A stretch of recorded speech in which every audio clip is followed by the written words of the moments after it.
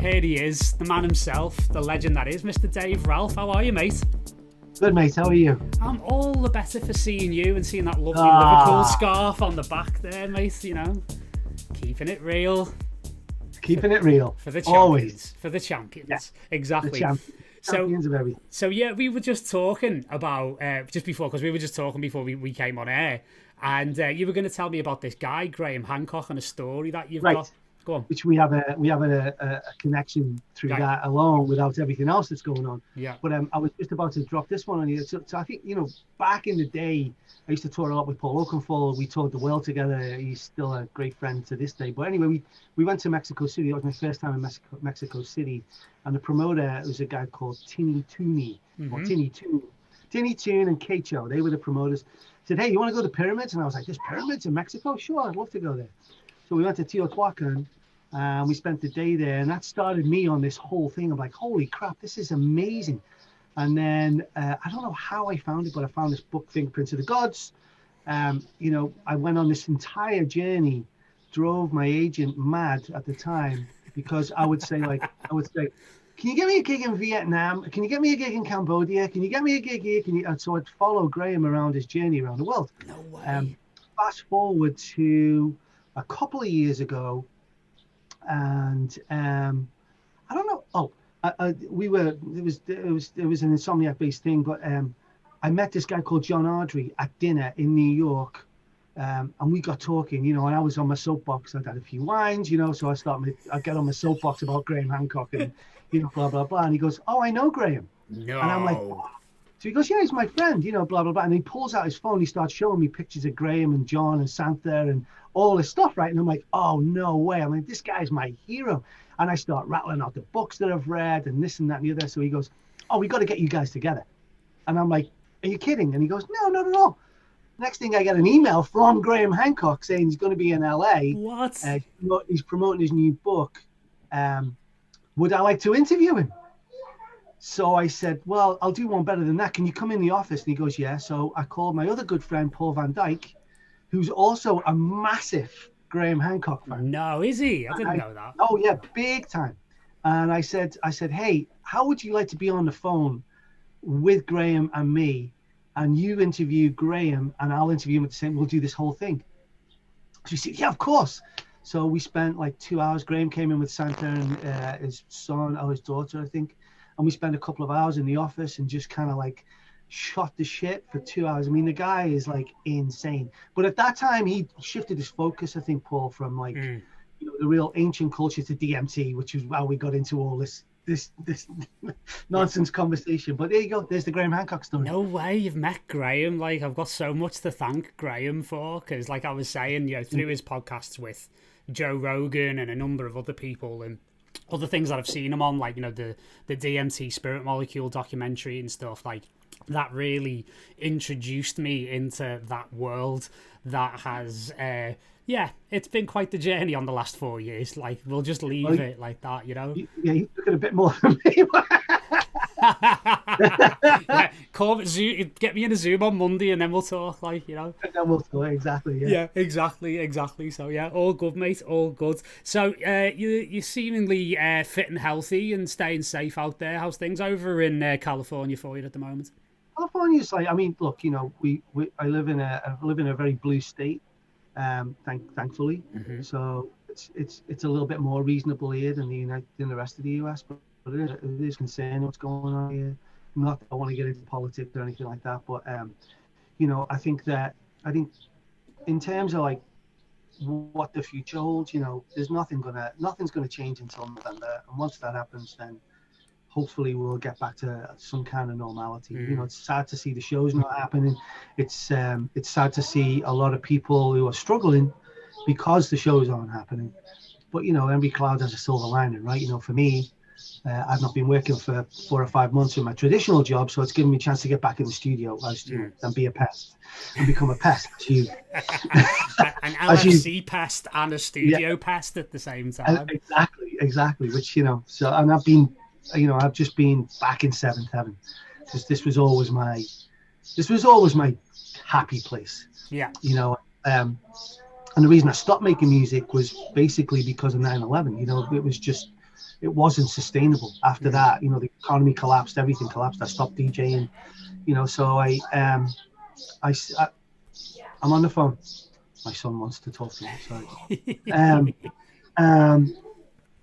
So you know, that really shifted me into a different part of my life, you know, which has been with me for the last I don't know, 16 years, I guess. You know, not really making music, which was just a travesty, and I'm rectifying that now. No, absolutely, mate. It definitely sounds like it, given some of the tunes you sent me the other night. Like it's definitely on the right path again, mate. I was very impressed. Thank you. Nah, you're welcome, mate. You're welcome. So yeah, I mean, so obviously, like I'm thinking 16 years, right? In music technology terms, like the game must have absolutely been unrecognizable for you. I mean, what's interesting there is that we've got a few members who are on their way back after, like, you know, 6-7 years out. Sure. And it's like, it's completely different for them. I mean, I can't even imagine what 16 years would be like. So I mean, look, you know, when I started making, I made my first record in 1989. Wow. And that was Bassheads, as anybody out there. I did that with Desert and Sean and me. And, you know, we did that I think we used Creator, which was the non-binary, you know, it's just lines of MIDI, right? Turn this channel on at this, you know, bar, measure, beat, blah, blah, blah, right? And then turn it off, and you'd have to split the keyboard, you know, with sound. So you'd have one octave of this sound, one octave of that sound, because you just didn't have it, and you'd run to tape. You know, and then came the advent of like graphical music production, DAW, right? Which was just, you know, the first time I saw the very, very first version of Logic, it just blew me away. I was just like, oh wow, look, it's got like lines. It was more like Cubase, right? Which had the little lines. And then they had folders, which was just even, that was a like, revolution. Oh my god. You know, when I moved to America, I'd spent some money and I bought a MacBook G3. Wow. Which I used to take with me on planes. And when I came back to my studio, I had a Magma PCI, you know, extension card, Pro Tools card, and everything else. And this poor little, you know, it was like a Ford Model T, trying to outpace a Lamborghini. Yeah, you know, that poor thing would struggle. And then I had a Mackie D8B desk, all the stuff I had, and I spent a fortune on it, Paul. Like, you know, probably in excess of $120,000, which is, you know, to anyone a lot of money. But I had a great studio. You know, I had all this outboard gear, which I've still got. I've still got it all, but not the desk anymore. And you know, I was very confined to a particular space in the studio to make music, or I could be on a plane and people would look at me very weirdly. What are you doing? Headphones on, you know, like a little. I think it was like wasn't even a terabyte. It was like 200 gigabyte. Little portable drive, which was probably cost me $1,000 at the time, because you know they were really, really expensive, and it wasn't even an SSD, it wasn't even solid state. So you know, I think that by the time I kind of stopped making music, Logic had come so far that you know you really could stay in the box, and the plugins were really, really great for it, and they weren't that processor hungry. Yeah. So you could run a decent amount of plugins on your laptop without it, you know, just falling over completely. Yeah, absolutely. And then, you know, so I, you know, obviously the laptops got better and better and better, but, you know, stepping back into it now, I'm just, I'm like a kid in a candy store. You know, it's just unbelievable. And now I don't have a mixing desk anymore. It's like I don't need one. You know, I just bought this little PreSonus fader port thing to. Oh, they're great. They're really good. Yeah, really, really, really cool. It took it was a bitch to set up, but I got it going in the end. You know, just to have something tangible to do. But it's just, I mean, if you can't make music now with all this,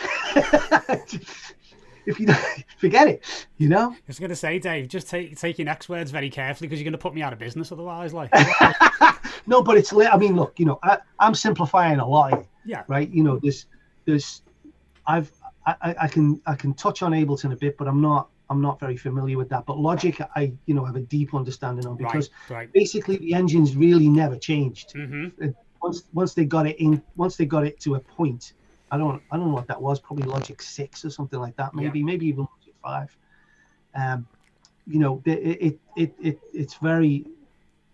It can be very intuitive if you know.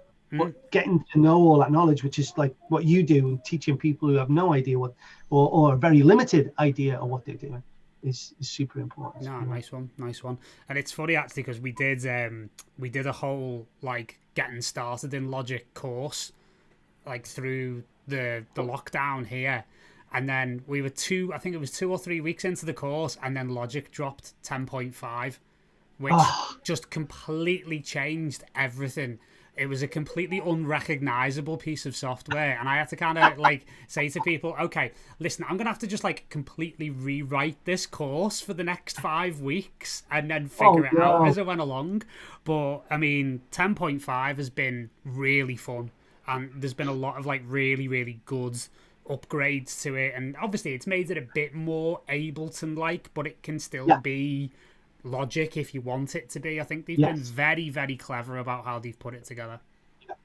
And it's not expensive either. I mean, for $200 for that DAW is just, I mean, it's a steal. As long as your computer can handle it, it's like so unbelievable. Yeah, absolutely. God, I remember my first version of Logic back in audio engineering college in 2006 was Logic 7, and I got it for I think 350.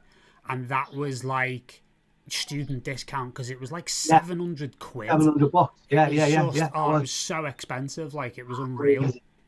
So I think Apple have done an absolutely admirable job with that particular piece of software. And even if you're new to that, if you're new to Logic, I would just suggest don't go buy any other plugins. Just learn what's in it. Learn what's in it.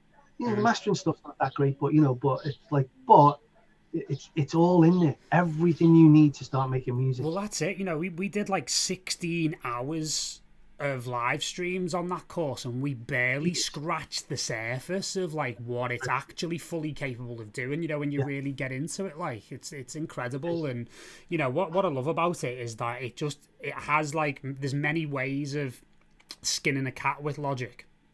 Right. Do you know what I mean? It's like there's 15 different ways you can do it. Yeah.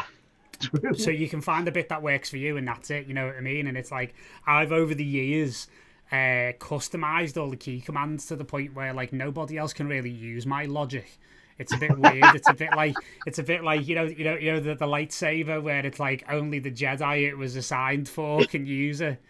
He built it himself. Yeah, exactly. I love the screen setting. That's what I use so much. I'm just kind of like the range one. I've got a mix one. I've got this. I've got that. So it's just like one key, and I've got like all the automations right there. It's brilliant. No, it's done. It's fantastic. Well done, Apple. No, indeed. Well done. Indeed. So what else are you loving in terms of this newfound sort of love of music production and the tools that are coming with it in 2020? What else are you loving? I think the native instrument stuff is just fantastic. I sold a bit of gear before I moved out to LA, and part of that, and one of those was like I had one of those Novation Pro X keyboards. Yeah, they were really good. Remember that? Really, really, really nice keyboard. I had no problem selling it, but then of course I screwed myself because I didn't have a keyboard. So, and I bought one of these little Arturia, 1 octave or 2 octave things. Key labs or whatever they're called. Yeah, the key lab thing. Yes, but that was, if you can play a little bit, which I can. It's kind of like, it's not very good. So sorry for hitting the key and putting a note in or whatever.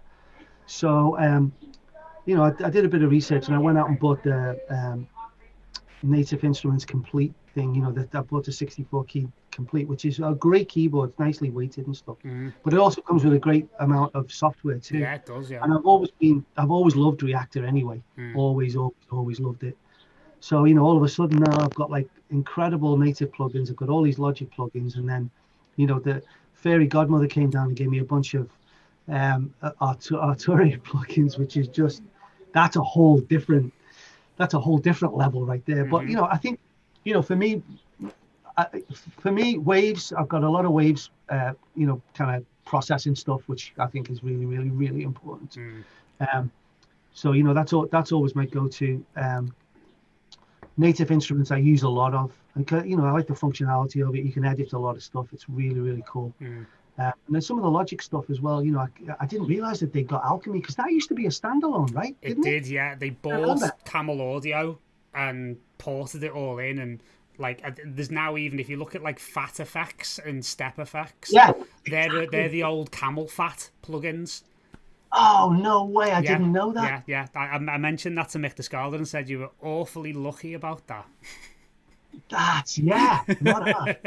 Absolutely. The name came free just at the right time for you there, mate.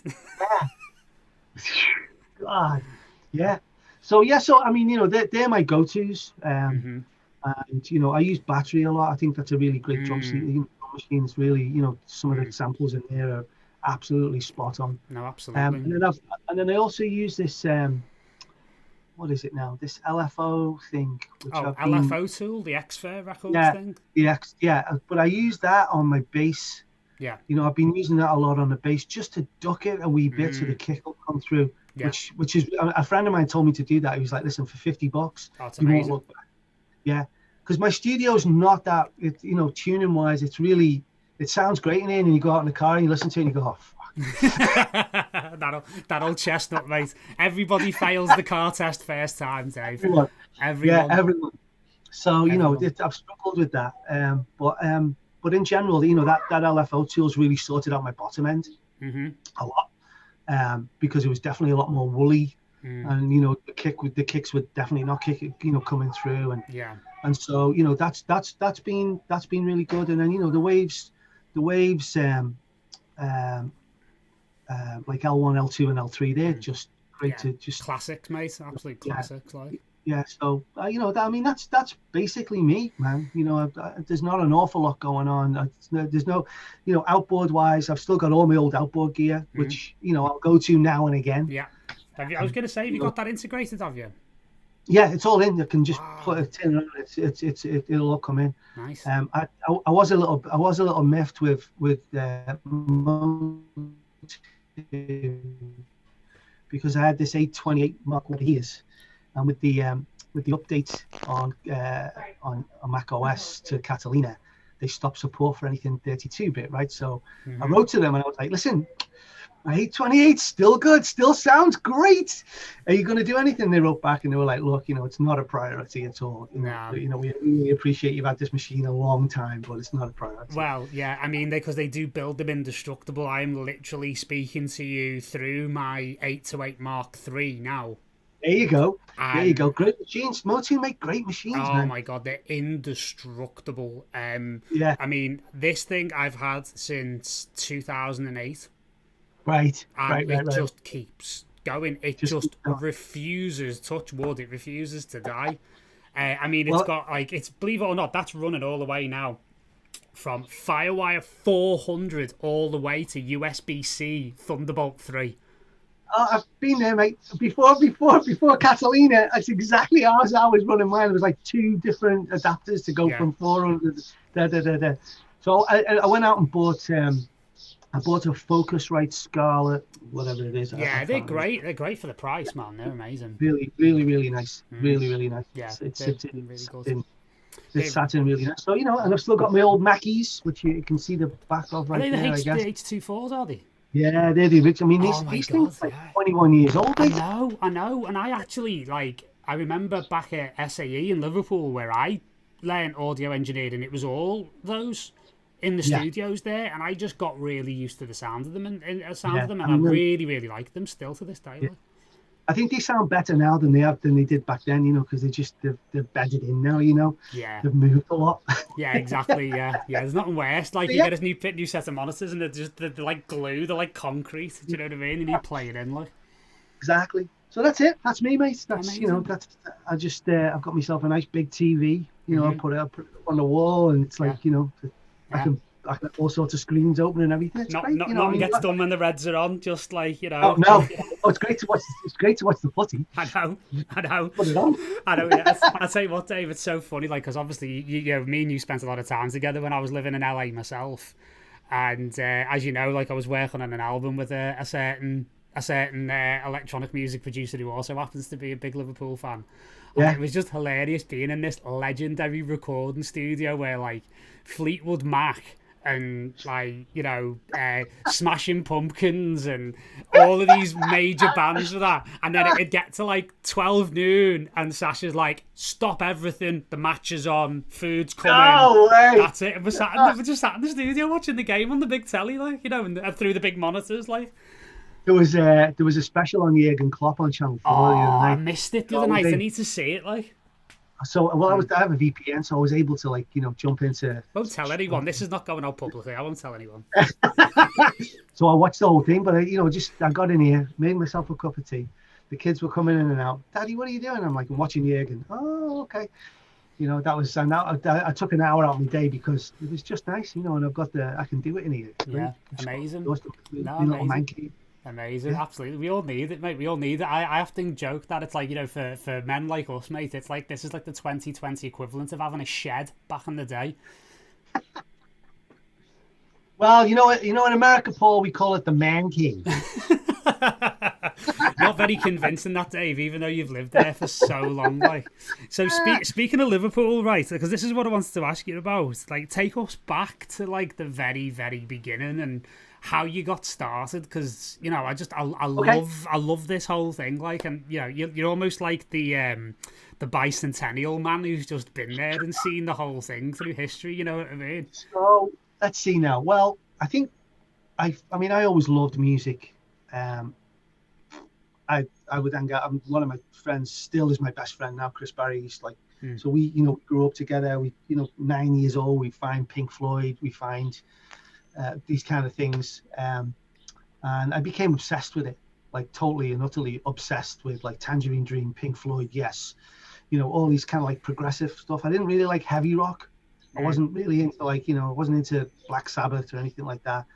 First concert I ever went to was Ritchie Blackmore's Rainbow, which is a complete contradiction of that hard rock thing, but it was a concert and I was probably like 14, I think, something like that. Went to the Empire to see them. But the thing is I used to go to this youth club disco up on Long Lane, and it was the DJs were Auntie Lucy's Alexia. I'll never forget. And the DJ was a real dick, right?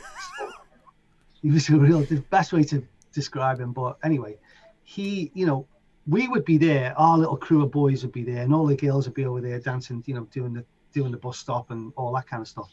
And all we'd want to hear was Genesis or Supertramp or Yes or something like that. And he'd never play it. Never. And we'd go up and say, put some Genesis on, mate. Yeah, okay. In a couple. And then, go back. Are you going to put some Genesis on? Yeah, I'll put it on. And then it'd be over and you'd be like, anyway, my good friend Dave Butler was always a crazy electronic genius, right? So he would build things. He used to go to PRS on Dale Street. Yeah, on Dale Street. Mate, exactly. It's still there. It's not. Yeah, I mean, I think it's shut down in the last year, but the actual building's still there. It's like a time capsule. It's like something out of Stranger Things or something. Like. We would get the train in or the bus into Liverpool, and we would go and he'd buy all these little resistors and capacitors because he was building something, right? So anyway, we got fed up with this disco thing. So I said we should just do our own disco. Like you're 15 years old and the world's your oyster, right? And he goes, well, I could build a mixer. So I was like, okay, well, I'll buy the turntables. They were Garrard SP12 turntables, which we bought from PRS, and they were just the turntable. There was no housing for them or anything like that. It was just all the guts. So I built a little console with 2 turntables in. He built the mixer from scratch, from absolute scratch, nothing. I built the cabinets for the speakers. And we loaded them up with, I can't remember what the name of the speakers that we put in them now, but they were good. They were good speakers. They were at the time. And then we realized that we didn't have any lights, right? And we couldn't afford any lights. So, you're coming out your teenage years there, from your younger years. So I said, well, I've got loads of teddy bears. He goes, I do too. So I said, let's just put teddy bears all over it. We were able to buy one rope light. So we called ourselves the Cuddly Toy Experience. And And then we went to the lady who organised the youth club, and we said, "Give us a chance." So she was like, "Well, I don't know." And we were like, "We'll do it for nothing. Please, just give us a chance. These are all our friends, so we know what they want, and we're going to play some fucking Genesis too." So we did it, and right in the middle of the show, everyone's dancing, having a lot of fun. The amp decided to start smoking, so everyone thought that we had a smoke machine. And I must, I think at that time, I was probably 16, so I couldn't drive. So I had to get on my bike and run back to Dave's to go get this other little teeny weeny little amp that he had. I don't know why I went and not him, but anyway, I went and got it. We brought it back. We swapped the amps out and we carried on. We finished the gig, but that set me on my journey really as a DJ. And then, at the end of the night, the lady from the youth club came over and said, "Right, that's it. It's your show now. You can do it I think it was like every other week they used to do it." So we did it every other week. And then from that, I got a little bit more serious about it, and we went. Do you remember the Windsor Castle? Yeah. Do you know the Windsor? So that was our first proper disco, and we used to do Sunday nights in there. And at that time, I was hanging out with all the Warbrek crew. It was like a bit of a gang, So we were drinking the Black Bull and the Windsor. Wow. They were that was our patch. So we had the show at at the gig at the Windsor. So they would all come down. There was all these moody scousers in the corner. Like hanging out. We'd be playing records. I decided then, my dad was always really entrepreneurial. So he'd be like, "Oh, you should get our David to play, do your party for you and do this." And you push me a little bit.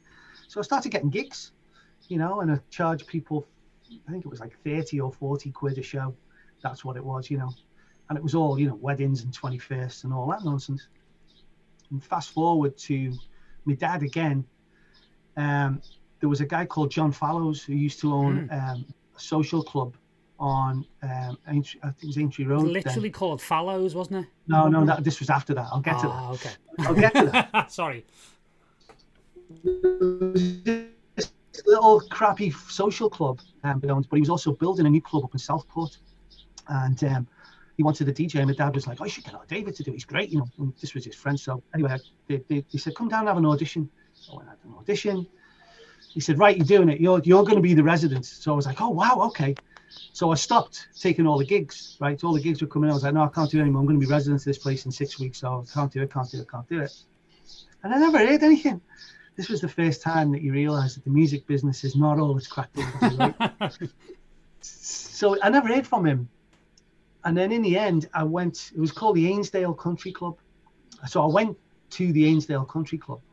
And he was like, "Oh, I've changed my mind. I've got this other guy." And I was like, "Listen, I've stopped all my work. All my work's gone because of you. Like, I've not taken any more work because we have an agreement." So, and he goes, "Well, all right, excuse me, you can do one night." So I started there. And another Liverpool story, I met Mark Lawrenson through his girlfriend, Vanessa Fieldwright at the time, who she used to do all these fashion shows. And they did a fashion show at Ainsdale Country Club, and I DJ'd, and she loved me. So she took me on tour. So I went all over England with her, met Mark, and did all these shows, and things just started progressing like that, progressing. Anyway, fast forward a few years, I went on holiday, I came back, and there's this new pub in Liverpool. Oh, wait a minute, no, I missed a bit.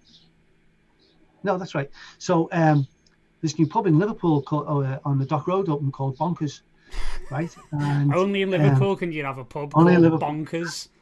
Yeah, exactly. And there used to be a line, Paul. There was a line down the Dock Road. This was like where Bramley Moor is now. Bramley Moor, right by there.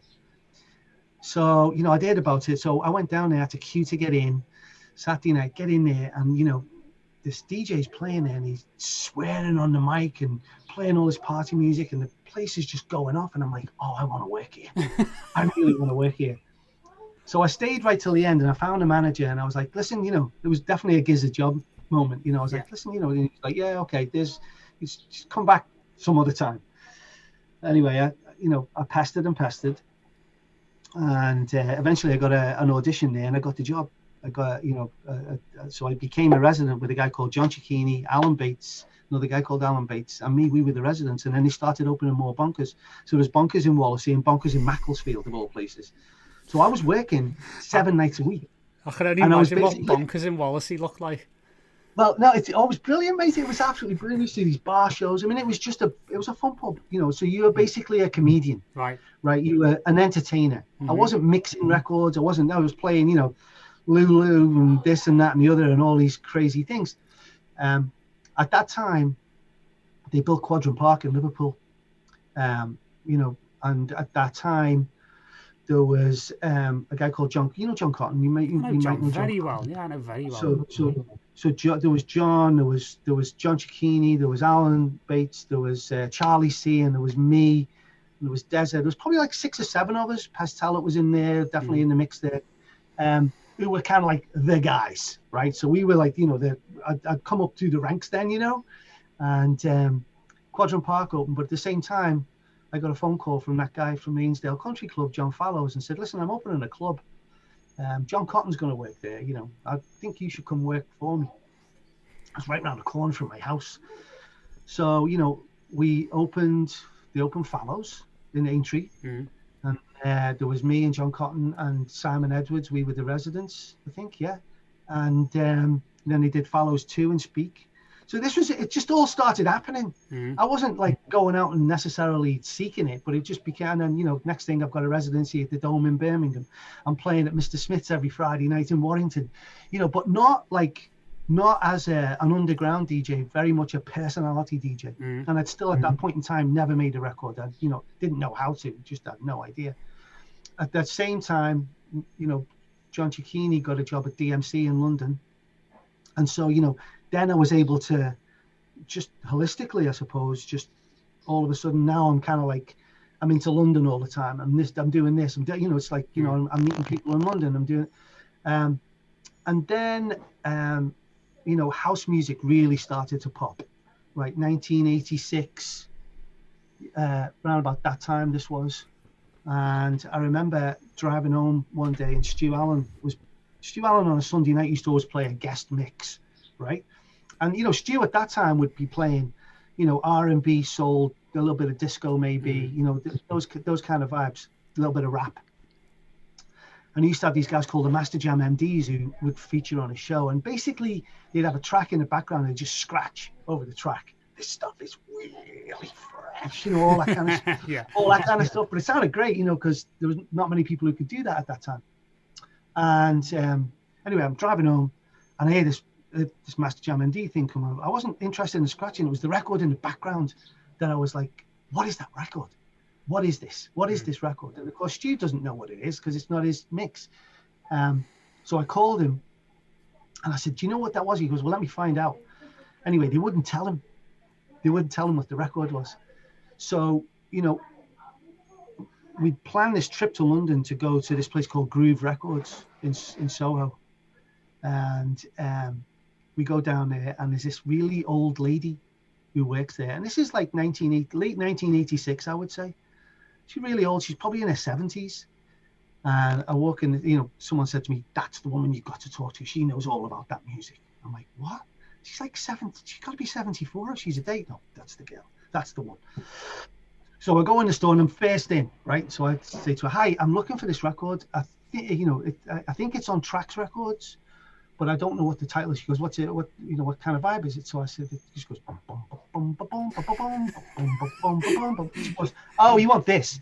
And she hands me a copy on Trax Records of Larry Heard's Washing Machine, right, Mr. Fingers. Oh, no way. And I put it on a turntable, put it on. I'm like, oh, that's it. That's the record. So and then I'm with 4 or 5 other DJs. Derek Kay, John Cicchini, Deza, a bunch of us. And they were like, let's have a listen. So I was like, there you go. Oh, yeah, we got to get this. There was one copy in the shop. Now, bear in mind, I'd driven 250 miles to get this record, Paul, right? I was the only DJ in Liverpool with that track for at least 6 months. Oh, it's the best. And I started playing. It's the best, right? So, that really started me on this kind of like house music vibe. So at the time, I'm resident at Mr. Smith's, and I started getting shouted at, told off, is probably a better word, for playing house music on Friday nights when it's supposed to be a big party night, right? And I'm like, but people really like it. I don't want that rave music. Don't want that rave music in my venue. That was John Smith, the owner. I think he told me one too many times, and then at the end of one night, I went in to get paid, and he said to me, "Yeah, we're going to let you go. You know, you're not listening. It's not what we want. We're going to let you go." So I had nothing to do on a Friday night, and someone had told me about this club called Shelley's, right? So a couple of weeks later, I take a trip down to Longton in Stoke, and I walk in, and our good friend, Mr. Sasha, is playing, who I'd never even freaking heard of before. Who the hell's this guy? And there's like, the place is just dripping with sweat, and it's pitch black, right? And there's this record on, I'll never forget it. It's just going, "Dance to the Music." It's the final word.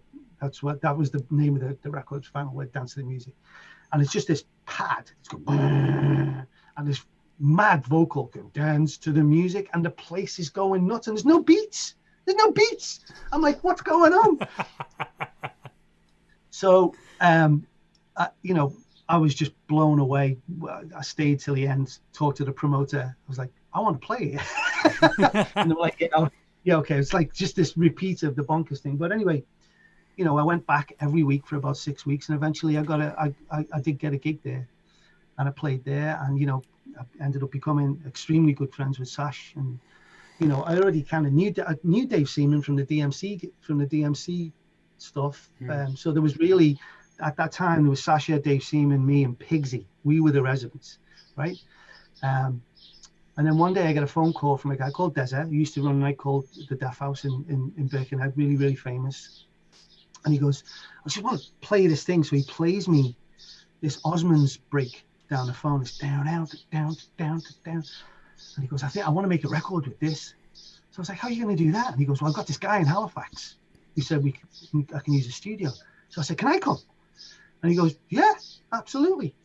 So we drove up to Halifax, to Sean Imrie's house. I played Deza his first Sasha mix tape on the way up.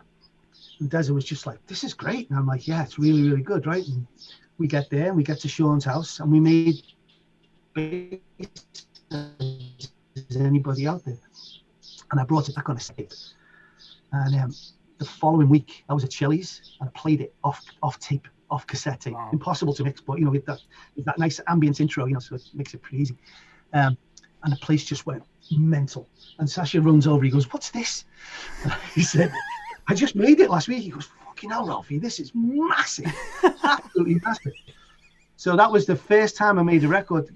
I don't know what the hell I was doing.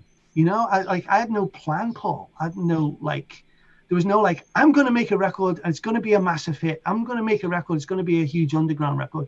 We just made a record that we felt, I guess. And, the technology was minimal. And so, then I started my thirst for, well, how does it work? Right. So Deza went on to partner up with a guy called Nick Murphy, and Nick had a studio on the Wirral, and we all became friends. And I wasn't really bothered about being in a band, right? So I just didn't want the credit for it, I was just like, "Oh yeah, you guys are stupid." Like that was stupid. But what I got out of it really was that Nick Murphy allowed me to come to a studio, which was a really nice little studio, and he gave me a lot of knowledge, like so much, he gave me, and he would be like, "I'm going to bed at 10 o'clock at night," and I'm like, "Can I stay?" And he'd be like, "Yeah, stay till whatever you want." So I would have the studio to myself, and I would just learn how to do things. Or if I couldn't learn how to do things, the next day I'd be like, "Hey Nick, so how'd you do that?" Right? And that really put me on that production journey. That's where it really all kicked in, I guess, like the thirst for knowledge, the thirst for music, the thirst to produce, and make records that I could play out, I guess, or that Sasha would play, because it was always in my mind. I want Sasha to play this. I want Sasha to play this. So I mean, you want me to carry on with this? No, I mean what I'm marveling about is like how perfect your recall is, considering the times and like just how much time's passed, and and the circumstances, if you know what I mean. But Right.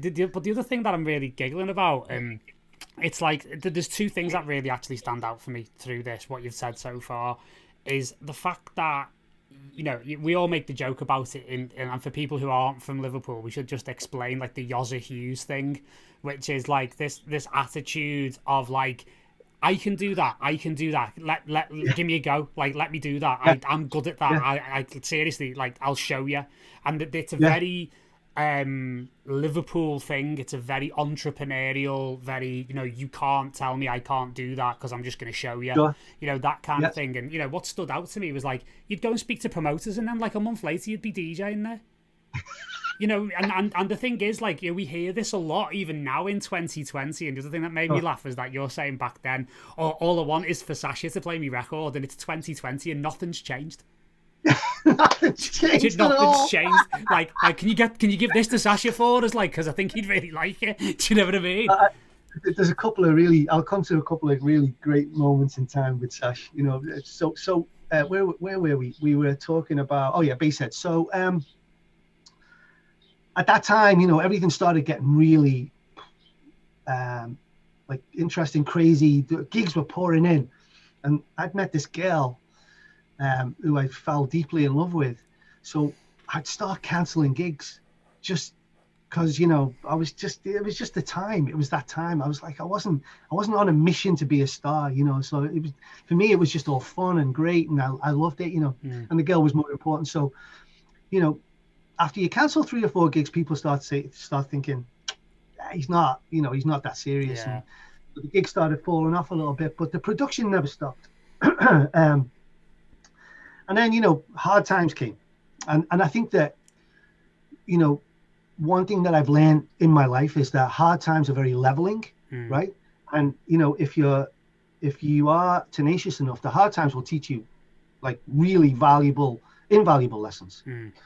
So, having slept on enough couches, surviving on 20 quid a week in London, not fun at all. But, I came through that a lot stronger, just like a lot like, okay, well, I don't want to do that again. I can't be that person again. And what kept you going in those times, if you don't mind me asking, like, because that's pretty rough. So what was the thing that kind of kept you driving forward?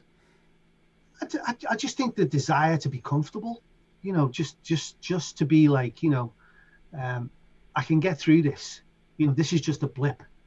Just be like, this is just simply a blip. Everything's it was a long friggin' blip, but a blip it was. And then, I'd learned some studio stuff then, so I could go in the studio and not hold my own, but I knew what I was talking about, right? To a degree, which is important, because you go in the studio, sometimes you feel like a right twat, you're just like sitting there going, I don't know what the hell he's talking about with compression. What does that mean? We've all been there, Dave. We've all been there. Yeah, no, well, of course. So then, I'd kind of like, I'd gone to London. I was living in London. I started Red Parrot with John Cicchini and Andrea, God bless her. But it just wasn't working out for me money-wise. It just really wasn't. I was crushed. I couldn't eat. It was difficult to buy a packet of cigarettes, and I smoked then. So that was important. And I remember going to the Met Bar with a couple of friends, and just cadging drinks off people, and I was just like, I'm not that guy. I'm just not this person. I just can't do it. So anyway, long story short, I thought I'm going to move back to Liverpool. So I moved back to Liverpool. And then I got a job at Unity Records in Liverpool. Now, here's the interesting one. When was this exactly? I'm going to say 93 or 4, around there. And you left in what, 95? Liverpool? Like, to come to America? Oh, yeah, because I know we're coming up towards that, aren't we? 1999, I quit England altogether. Now, the reason why I bring this up is because my first shot was Unity Records. No way. I did my GCSE work experience at Unity. And So Paul Walker was still there then. Paul was still there, but I think in the interim period, he moved to Canada. Yeah. And then I was in there with, oh God, what was his name? Cy Jackson. Cy, yeah, it was Cy, and Brendan was out the back selling the drum and bass. Brendan, yeah. And the funny thing is, it's so funny because like I used to make Brendan Futurebound coffee. And I remember the first little bit of praise I got in the industry was Brendan going, "Tell you what, lad, you can't half make a cup of coffee. You can stick around." I was like, "Yeah," do you know what I mean? So Brendan will tell you the story as well. So I put a sticker on his back. I was always putting stickers on people's back because I am a child. Well, but it's also records. That's what you do when you work in a record shop. That's what you do. And before he went out for his lunch one day, I think I put something like, "I'm the #1 junglist in Liverpool." On his back. And he went all around Liverpool. With this freaking thing on his back. He's never forgiven me for that. But anyway, so I'm at Unity. This is actually a really great story. So I'm the assistant manager at the shop. Everything's great. And John Berry from Eastern Bloc, because Pete Waterman's idea was, Pete Waterman had bought Unity and all these other stores, all these underground stores, was kind of like to get this like community going with underground music and make it bigger, right? Mm-hmm. And he bought Eastern Bloc, and John Berry, who used to sell me my records at Eastern Bloc, he was kind of like the European techno guy, which is basically the beginnings of trance music, right? That was what that was. So I was sent up to Eastern Bloc, and John was like, "Right, Ralphie, well, this is what you do. You talk to this guy here, you talk to that guy there, you do this, you do that. These are the labels, blah, blah, blah." And I'm like, okay. Because I was kind of like in that progressive trancey vibe, I guess, at the time. So I start selling all these records and everything's great. And then at that time, I was running a gig. I was promoting the show and booking all the DJs in Jersey, in the Channel Islands at the Inn on the Park. So, I'd be going over there once a month to do these big all-nighters, big rave all-nighters. I had Oakenfold play there, I had a bunch of people play there. It was really, really cool. And through that, I met this guy called Warren LeSueur, right? What a name. Who was also he was also friends with a guy called Mark Mitchell. And Mark had a studio in Jersey. So, they said, "You should come check the studio." So we went over there and I'm like, "Oh, this is brilliant."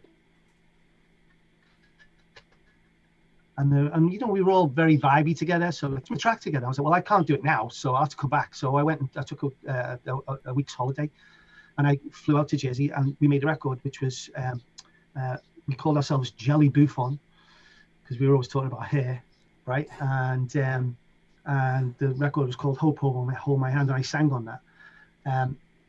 When I went back to England, I got fired, and I won't go into that. But I got fired from Unity. So I had no job and I had no money. Again, this was really, really annoying. But I did have a little bit of money. I had about 60 quid left. That was what I had. Wow. So I went and got an acetate cut of Jelly Bouffon, and I drove up to Up Your Onsen in Leeds because I knew Sasha was playing there that night. Fought my way into the booth and gave him the slate. And he goes, "What's this?" And I was like, "Play it." And you know what he's like, right? Doing that is like, that's the worst thing you can probably do to that man. Cardinal sin, naturally. I was that desperate. A guy called Spencer Baldwin was in the booth. He was the head of A&R for Oakenfold's label Perfecto at that time. I'm like, "Sasha, you got to play it. I just, please, just play it." And he goes, "Well, what's it like?" I was just put it on and listen to it. He goes, "Oh, it sounds good." Okay, so he plays it. Fucking place just erupted, right? It was a big progressive, piano-y tune, really right up his street at that time. And Spencer's like, "What's this?" So I said, "Oh, I just made it. I just got back from Jersey. I made it with a couple of guys there." And he goes, "Okay." Monday morning, I get a phone call from Paul Oakenfold. So he goes, "Hello, mate. How are you doing?" And I'm like, "I really never met Paul. Maybe met him once or twice, but we're not friends by any means." He goes, "Listen, Spencer tells me you got a really big record. Can you send me the DAT?" So I said, "Yeah." I send him the DAT, and he signs the record.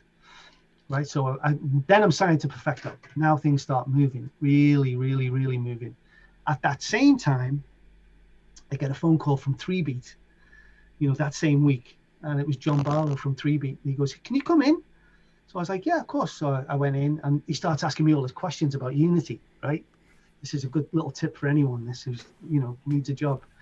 So he says, what about this about Unity? And I was like, listen, if you're offering me a job, and I've got a job, I'm happy to divulge all this information, but, I can't really tell you that. And so they gave me a job. And, that was at the time when 3Beat was expanding a little bit too. And I became, because 3Beat at that time were like really hip hop and Strictly Rhythm and that kind of New Yorky vibe, very American based. So I came in and started shifting trance music, just like a lot of it. And one day, Arabesque was one of my distributors, and at that time, there's no internet, so you would get a phone call on a Monday morning, and they'd be playing your records down the phone. What do you think about this? Yeah, give me 2. I don't want any of that. No, that's shit. No, I don't want that. Give me. Plays this record down the phone, and I'm like, the guy's name was Martin. I'll never forget this as long as I live. He says, I said, how many of them have you got, Martin? And he goes, what do you mean? I said, I've got a box, or maybe 2 boxes. I was like, I want them all. And he goes, I can't give you them all. So because I used to buy more stuff off him than anyone else in the UK. So I would always be his first call, right? So I said, Martin, you've got to send me them all of them. I want them all. And he goes, oh, I can't. I was like, you need to send me them all. But honestly, you really, really do. So anyway, I persuaded him. He sends me the record. I sent one record out that week to Pete Tong, and he played it on Radio 1 that week, and it was 7 days and 1 week. No. Right? And I was the only shop in England with that record. So we charged everyone 50 quid. Anyone who called the shop were like, so all of a sudden, John Barlow, who owned 3Beat, was like, what do you want to do? And that's how we started Glow Records. I said, I want my own label. I want a label for the shop. Now you're shop talking. label. I said, I want that, that's what I want. And he goes, okay. So he financed Glow Records. And, that's how Glow Records came into being. And Coloured Oxygen was the first release on that. And that was me and a guy called Rob J. I don't know if you know him. I know Rob very, very well, yeah.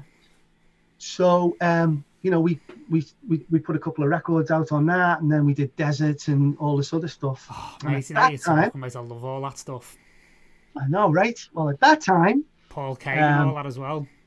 Yeah, at that time, I get a phone call from Darren Hughes at Cream. It's just crazy how things just go. It's like all of a sudden you're on your ass, and then all of a sudden things start going. Can you come round? Yeah. So I went round to the office, and he goes, look, Oki's taking a residency with us at Amnesia in Ibiza.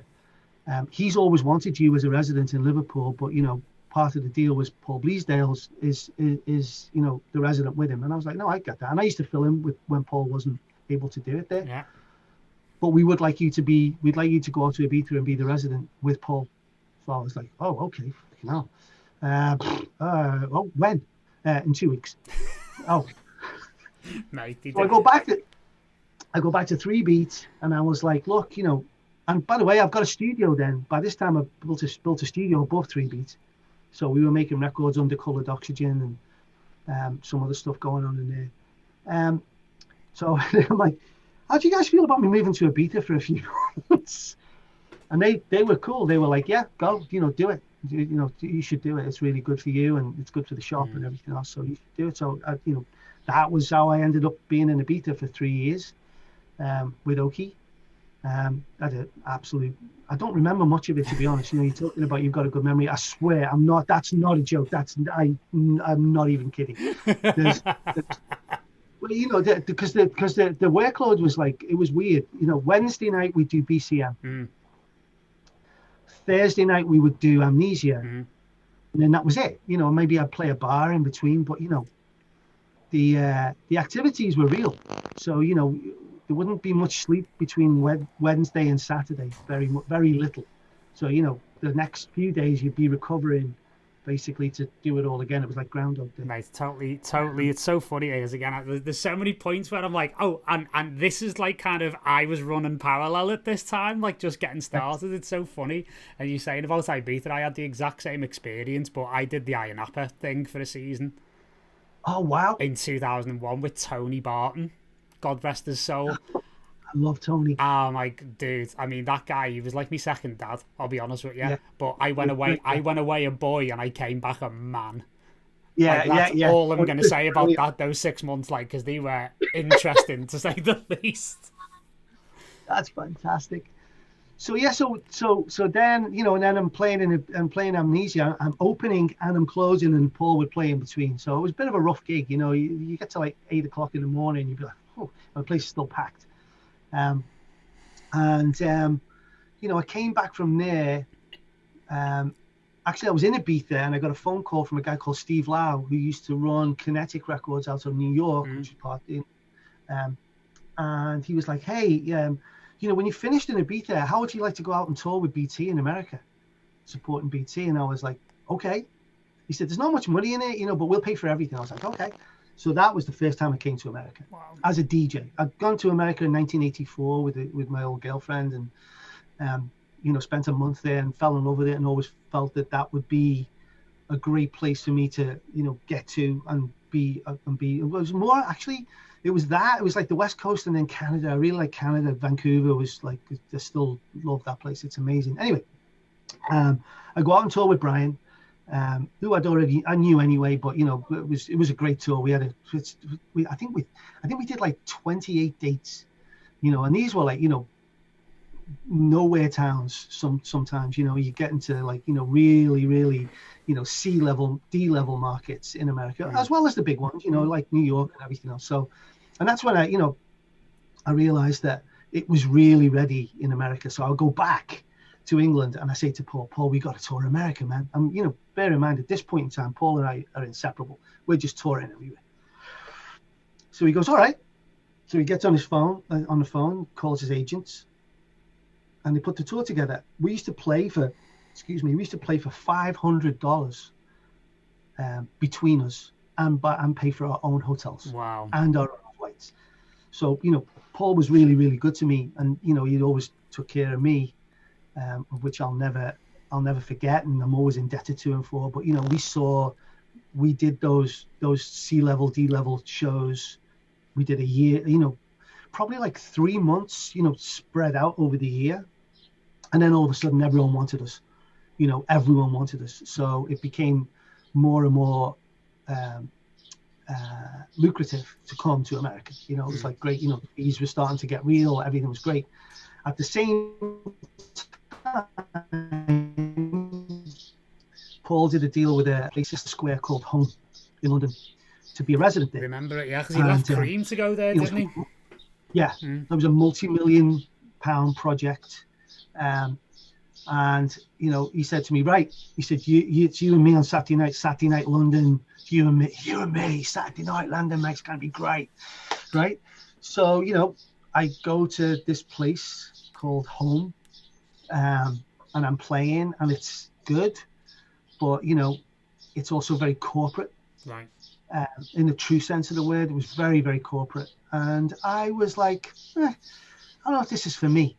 And you know, I started to become, you know, America was a very big focus for me. So I would play on Saturday night, get on a plane Sunday morning, fly to America, do 3 or 4 gigs, get back on a plane on Thursday night. So I'd be back in London for Friday, so I could play on Saturday and then do the same again. So it just was just ad nauseum, weeks and weeks and weeks and weeks and weeks. And it got to me at the end, Paul. It was like, you know, this is too much. So I you know, I called Paul up one day and I was like, hey, listen, I'm going to leave Home.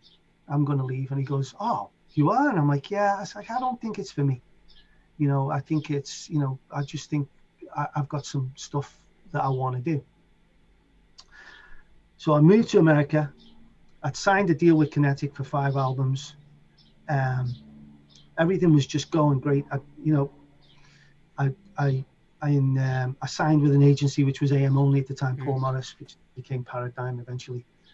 And you know, the gigs were just flying in. It was crazy. And at the same time, you know, I'm making music wherever I am. Got my laptop, I'm making music. You know, I'd been doing stuff in Liverpool with a couple of lads, and that was the T-Freaks stuff. I don't know if you ever saw that, but that was the big stuff, and that became successful. That was getting signed here and there, and everything was just going great. A lot of traveling, a lot of, and this was prior to the days of people buying your business class flights. They just wouldn't do that, So, it was economy all the way.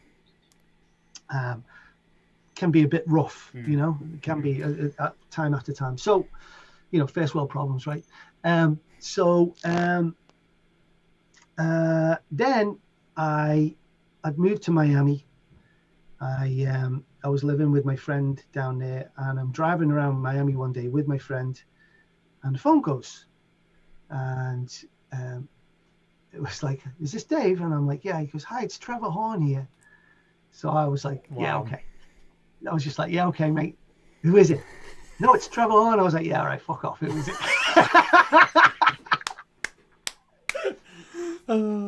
He goes, "No, look, no, seriously, it's Trevor Horn." And Steve Lau had teed me up for an on-spec remix of a Seal track called The Latest Craze, which I'd done and I'd submitted, and it was Trevor, and he was like, "Look, we really like this mix that you've done of The Latest Craze. We just think that we can produce it a bit better. It can sound a bit better, because it was made in a crappy studio. It was all right for the dance floor kind of thing." But so I said, "Okay." So he said, "Would you come out to LA and work with us on it?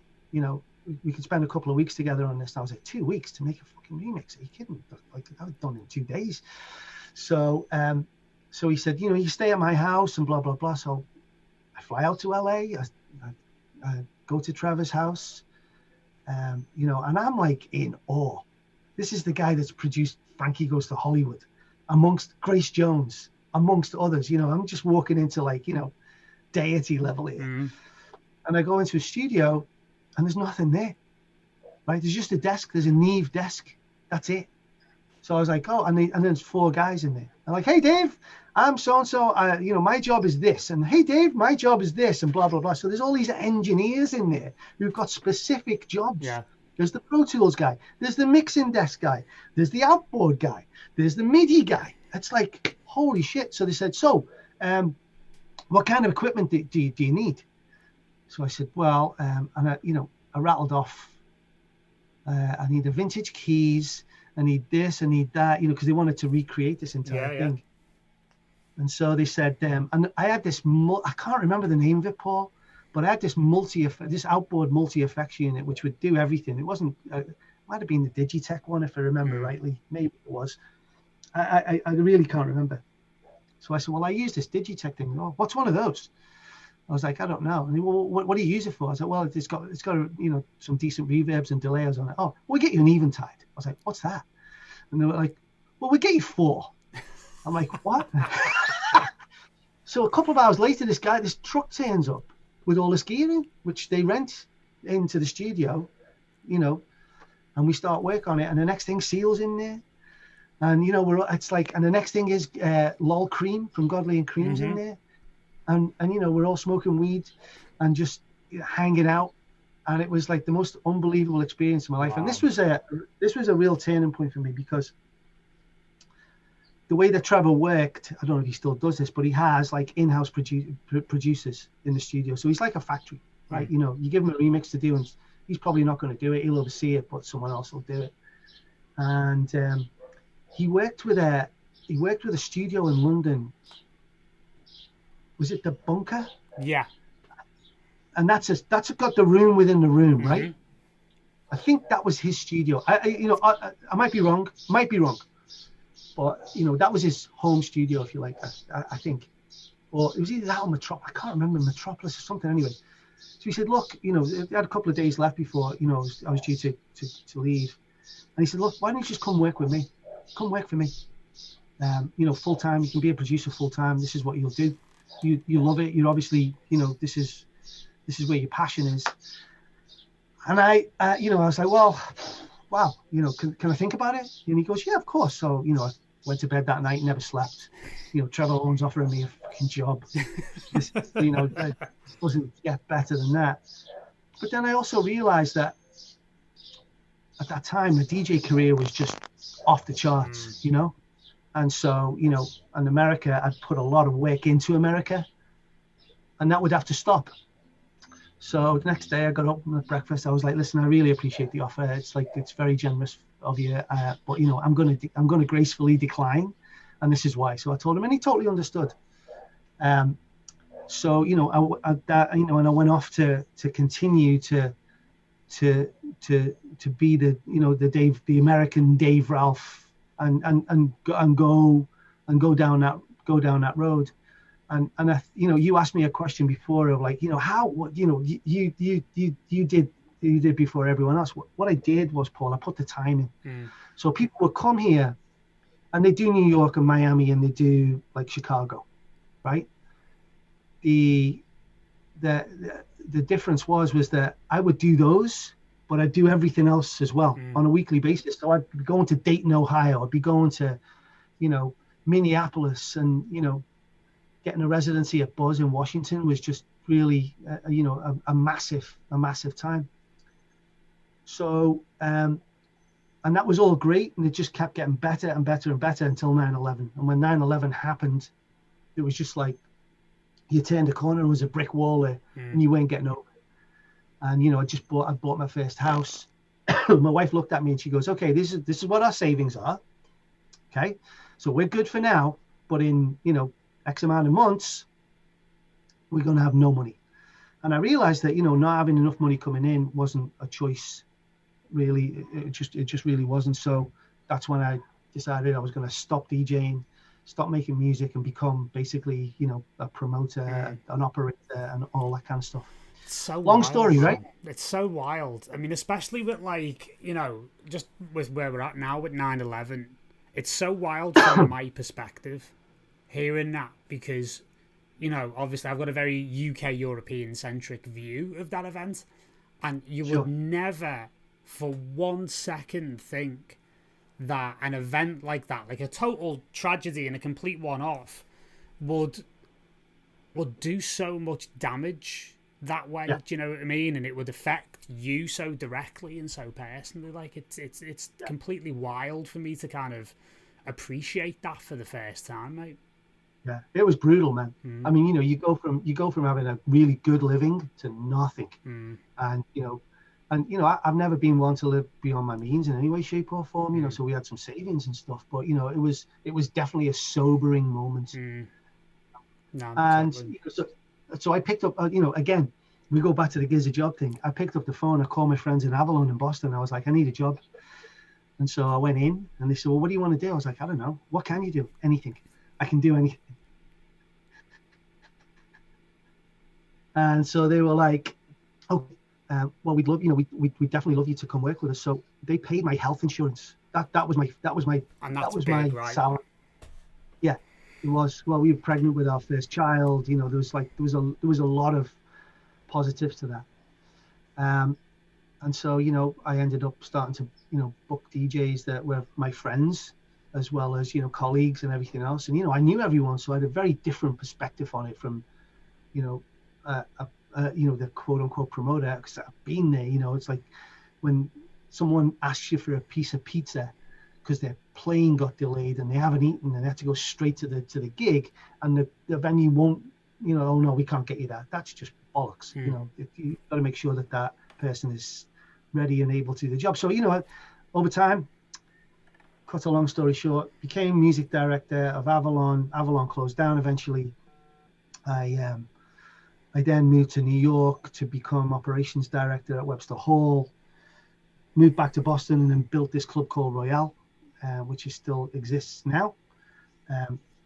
Did a deal with the Bowery Presents to be our concert partner. Had a corporate guy. You know, the club was a phenomenally successful business, and then eventually ended up in California working for Insomniac as like head of talent. So long journey. Very, very long, mate. Amazing. And just like, not over yet. No, well, hopefully, right? Hopefully, there's still a few stories left to tell, you know. And it's such a testament to, like, you know, and the reason why I picked you up about, you know, sleeping on couches in London and surviving on 20 quid, and just your attitude about, like, you know, this too shall pass.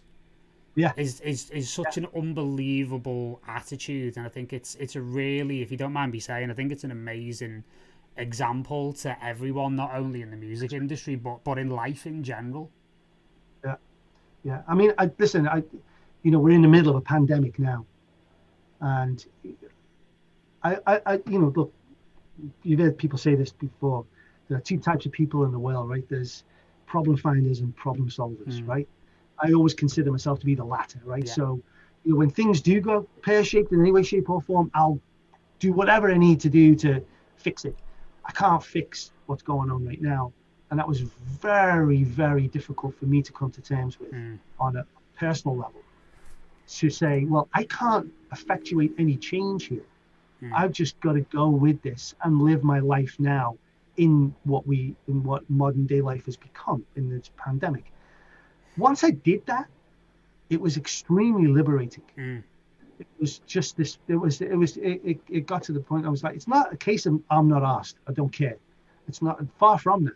It's just that I can't do anything about it. All I can do is make sure that my family is safe and I'm safe. And beyond that, that's it. You know, there's just nothing. So, you know, having been in California for the last 7 years and having worked so damned hard and being under a lot of stress and everything else, all of a sudden that's just gone, right? So it took me weeks, if not a couple of months, to just let it go. And then in that, as I'm letting it go, what I found was that the creativity came back out in me, right? Because it was stifled through everything else that I was doing, because I had a proper job, you know, with a lot of responsibility and people, you know, and all these kind of things, you know, millions and millions and millions and millions of dollars I'm managing on a daily basis. And now I'm not. So, you know, all of a sudden I started writing lyrics again. All of a sudden I'm like doing top lines again. All of a sudden these things are just coming out.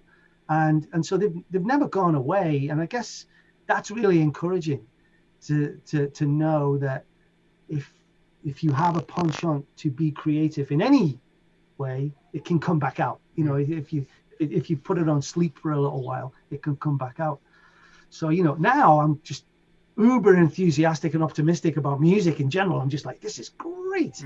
You know, I want to familiarize myself with everything that's new about music, with everything, the production techniques and this and that and the other. You know, and I have a 16-year-old boy, and he watches Twitch a lot, right? So, you know, I started watching Twitch too, and it's incredible.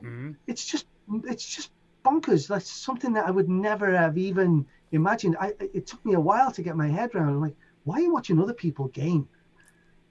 You know, what possible? But it is great. It's really interesting because you've got these personalities who are talking people. It's great. You know, the world's very different, and I think, you know, we're very lucky to live in it, despite what's going on, because of all of what the technology that makes this happen. Just you and me. I mean, imponderable 10 years ago. No, absolutely. Right? Yeah, that's amazing. Absolutely phenomenal. And for me, it's like I've said this on a few occasions. You know, this pandemic has given me many gifts in terms of the fact that I get to do this with people like you. Like, you know, honestly, it must be about, what, 5 years since we've had a conversation this long? Yeah. And, for sure. you know, even when we were living in the same city together, it was difficult to even get in the same room as each other, to even like have a beer and have a catch up and things like that. But doing these types of, you know, live streams or, you know, podcasts or masterclasses that we've been doing, as everyone we've done them with is a friend of mine. And I've picked them because they're amazing, incredibly positive people, but also because they're my friends and I don't see them very often. And I want to be able to hang out with them, and I want everyone else to be able to benefit from just how wild and how amazing these conversations are when we get together. Because, like, I mean, me and Patrice, you know Patrice Baumel, right?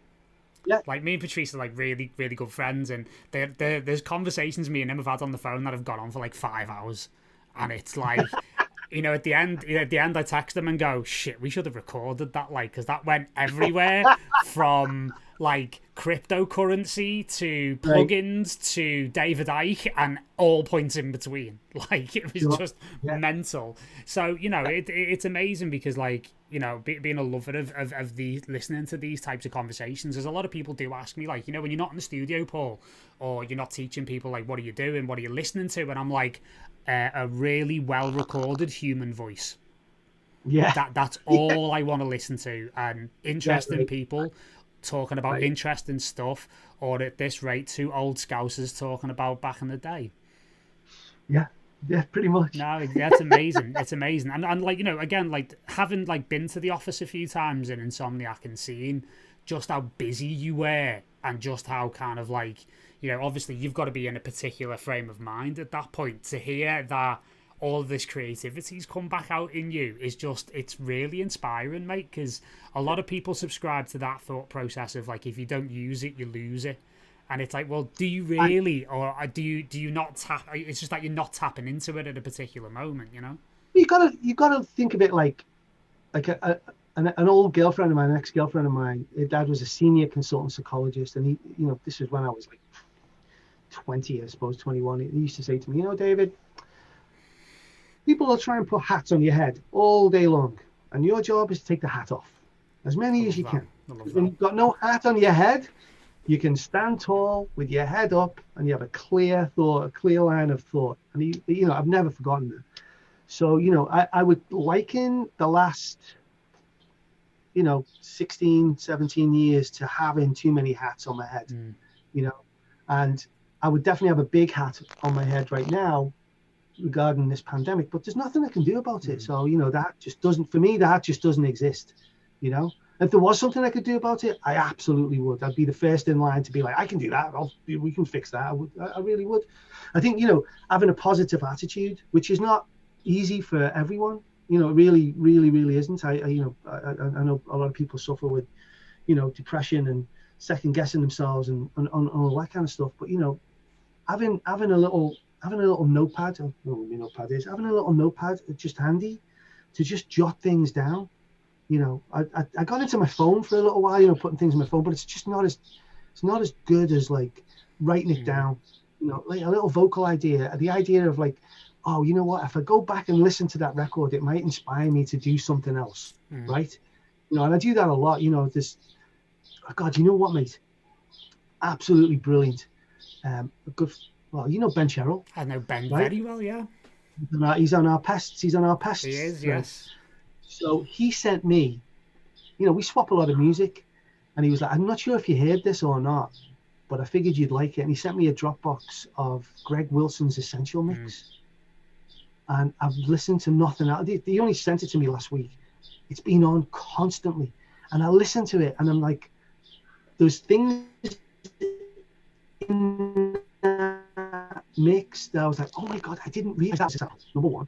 And then number two, the way he's put it together, but more importantly, the music is inspiring. You know, just little bits you could take from this and that and the other. You go, wow, that bass line, you just altered that note a little bit there. You did this, you did that. You've got a great looking track there. Just that alone. So, you know, still to this day, I still adore listening to people put music together, you know. And, you know, if you listen back over I mean, I'd say Flume was a real good example of someone that bent the envelope a lot, you know, with the way that he structured his records and the way that it's the pregnant pause. I always listen to it as the pregnant pause. You're like, well, come on, but it doesn't ever happen, but it does, right? There's a skill to that. I'd love to know how he does that. Well, I do know he does it, but I just, you know, I'd love to sit in the studio and just watch him, you know, but I take great pleasure in listening to those kind of things, you know. Stuff I'm listening to lately, there's a guy called Ry X. I don't know if you know him, if you're familiar with him. Unreal. Beautiful. Amazing vocals, right? Just gorgeous, you know? Like stuff like that. And then, you know, you listen to Rufus Du Sol, it's like the modern day great dance music. Good. I just love them. Love them so much. Good. You know, but there's like, you know, you start digging into it. And that's why I love, you know, call it what you want, but I love Spotify for that, you know, because you can start digging in, right? You know, you can be like, oh, well, I've never heard that guy before. Let's have a listen to him. You know, you see, all of a sudden you're on this journey of exploration and discovery, and it's fantastic. You know, so I'd say I'm still as passionate today as I was back when I was 16 years old doing that, because I wanted to listen to Genesis. You can tell, and it's amazing. It's amazing to see it in you, mate. And it's like, you know, I mean, obviously, when I was living in LA, I saw you like in the depths of like, having that big hat on, and you were clearly loving it and you were clearly happy. But like, I'll be honest with you, mate, this is like the happiest I've ever seen you. Yeah, it's the happiest I've felt for years, mate. Mm. 3 years. I'm thankful for that, No, So, absolutely, mate, absolutely. Like you said, like I say, in every cloud there's a silver lining, right? Oh yeah, totally, yeah. And there's a real power in what you're saying as well about the fact that I think a lot of people are feeling very powerless right now in the face of what's going on, but there's actually a great amount of power in just letting go.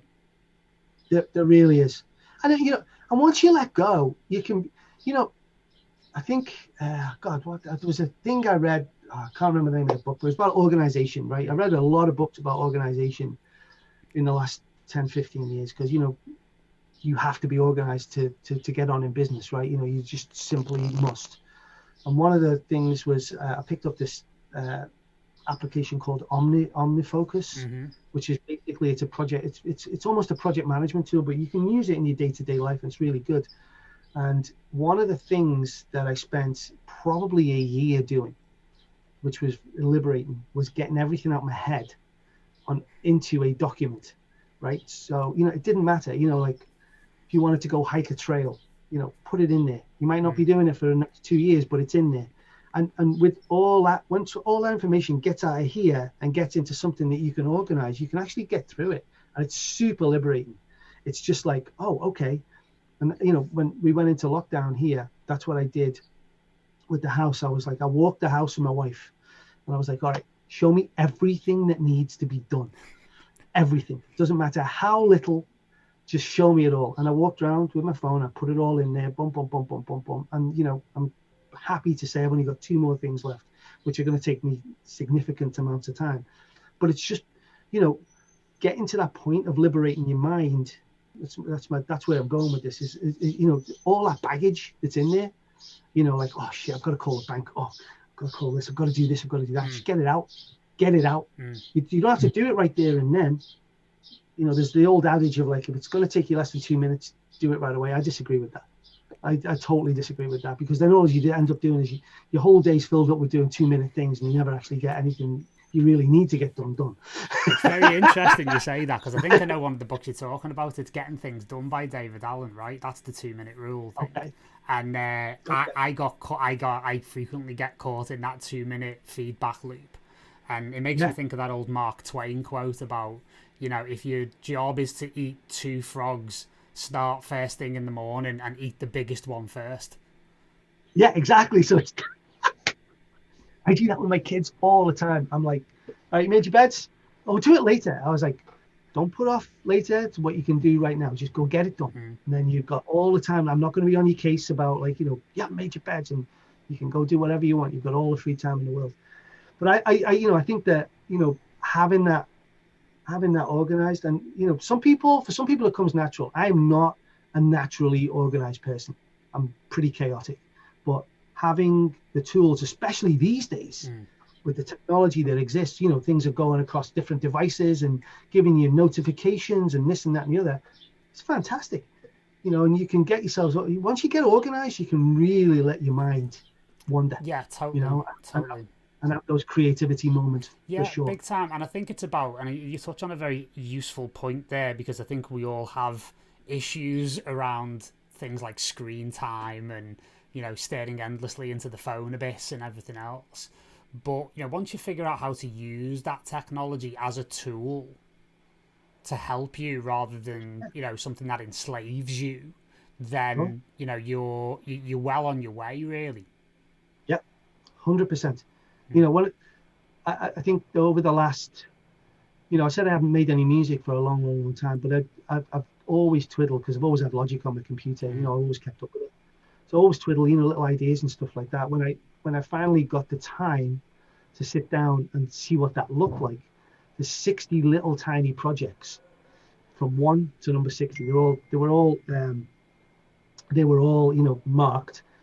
And so, I spent 2 days just opening them up, listening to it, opening my book up, writing down what, yeah, that was good. No, just absolutely garbage, or, deleting them or whatever.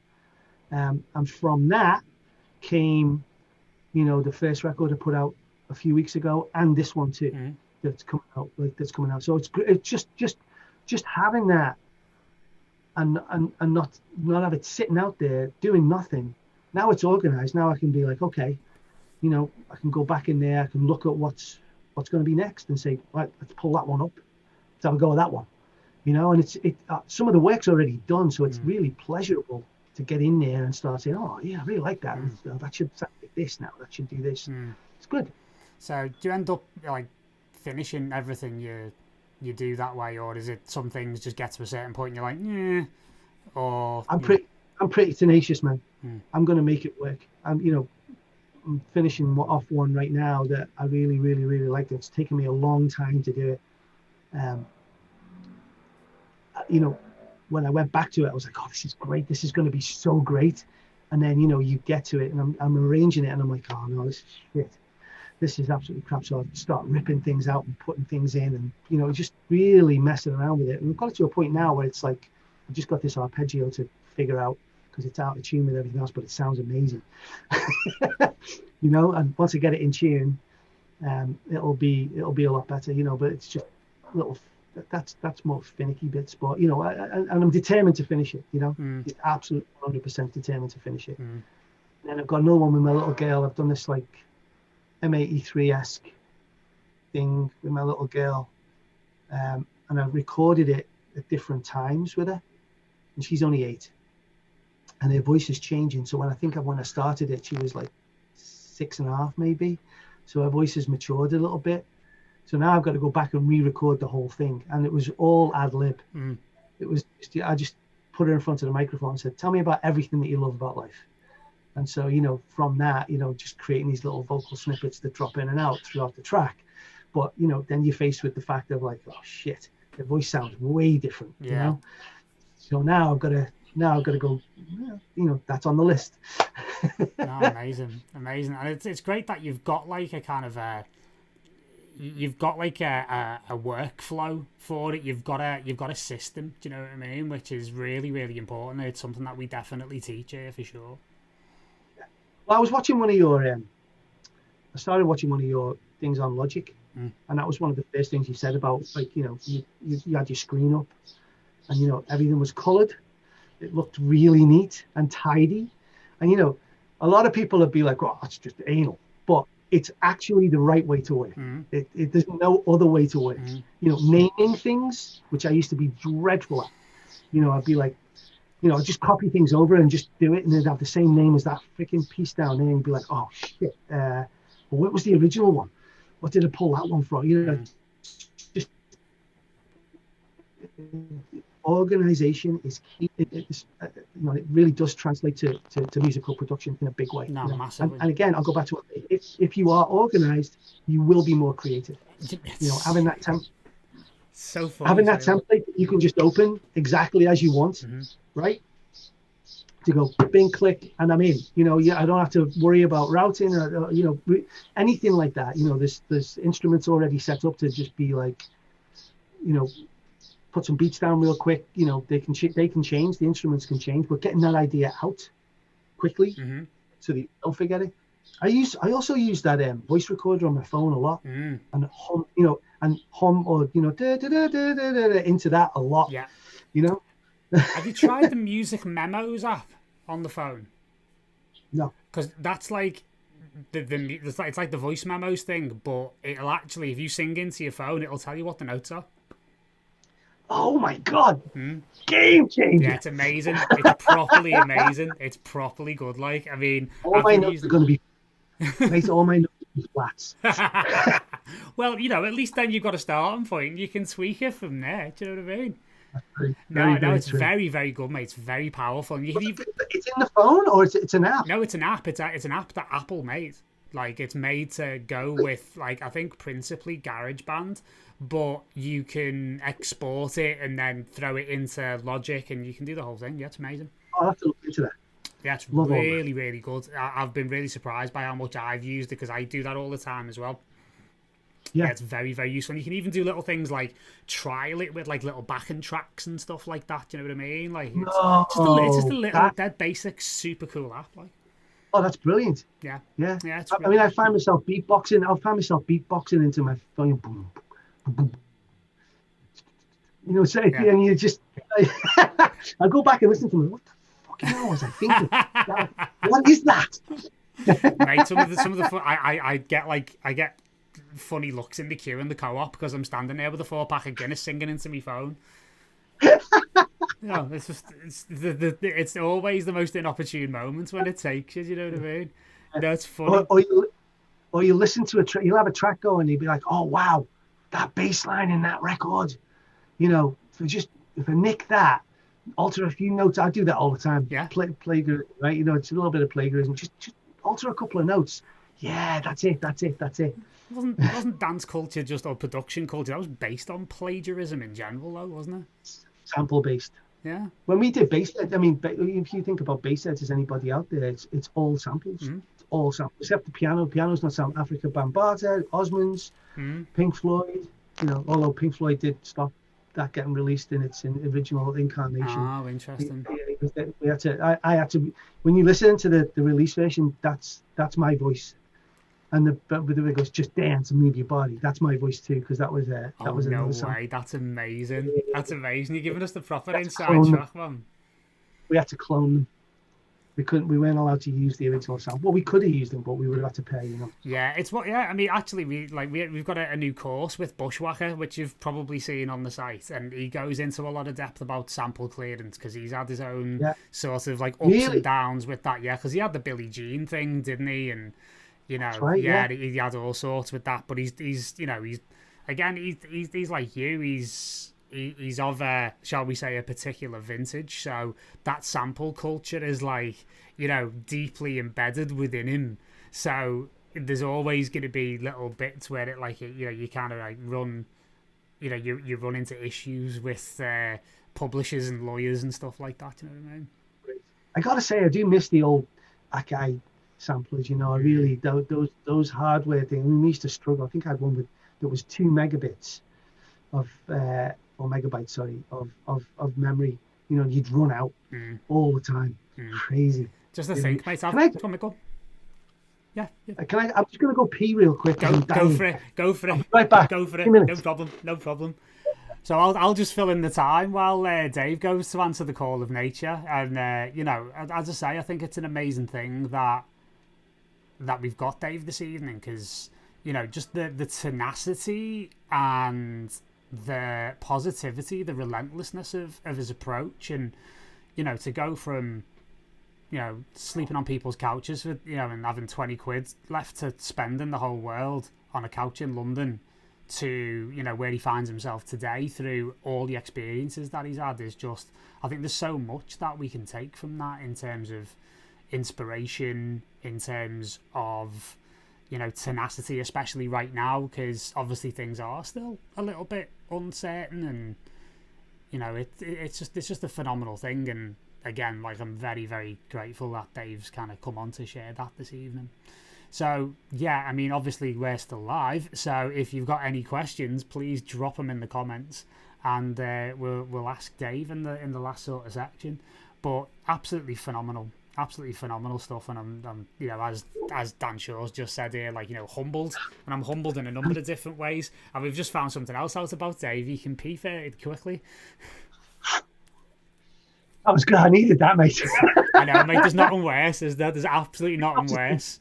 2 cups of tea and a glass of water, and that's it. You know, I'm in. I mean, mate, yeah, exactly. Scousers in the tea, mate. That's what it's about, you know. It is. It is very much so. So I was just saying to everyone about, like, just the continued positivity and tenacity is something that I think we're all finding very inspirational. Well, you know, I think I appreciate that. You know, and I think that I think advice to anyone is, like, you know, you got to find your passion point, number one, right? And I'll tell you something that I found interesting as a parent is that, you know, I have a 16-year-old. Almost 17-year-old, and it's taken him a long time to find his passion point. But his passion point's hip hop. You know, he really loves it. You know, my passion point was music, I guess. But I think once you find that, you'll do anything you can in my opinion anyway, you'll do anything you can to explore it and just take it and just understand it. You know, you've just got to be like, and I think that not everyone can find their passion point. And I think that's a moment in time when you just like, you know, some people are, you look at someone like Ninja the gamer, right? That's his passion point. His passion point was gaming, and he made something of it, right? Because he just loved it that much that he would do it, and he was good at it. And, you know, then all of a sudden people start like getting attracted to him.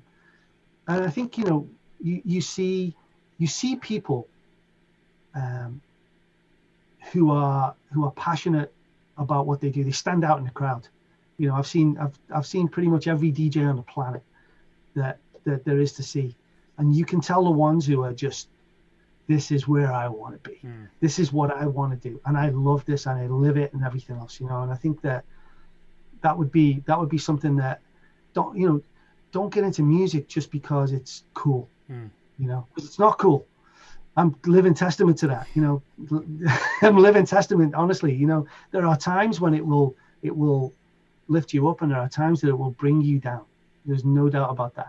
You know, but you know, if you're passionate about it, it will always support you. And I think that it's been really, really good to me. I mean, I've had a life of it, and you know, I wouldn't be in California now without it, really.